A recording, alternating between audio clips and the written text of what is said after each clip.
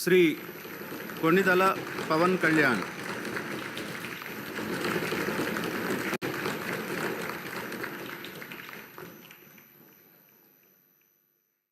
కొణిదల పవన్ కళ్యాణ్ అనే నేను శాసనసభ సభ్యుడిగా ఎన్నికైనందున శాసనం ద్వారా నిర్మితమైన భారత రాజ్యాంగం పట్ల నిజమైన విశ్వాసం, విధేయత చూపుతానని, భారతదేశ సార్వభౌమాధికారాన్ని, సమగ్రతను కాపాడుతానని, నేను స్వీకరించబోయే కర్తవ్యాన్ని శ్రద్ధాశక్తులతో నిర్వహిస్తానని దైవ సాక్షిగా ప్రమాణం చేస్తాను.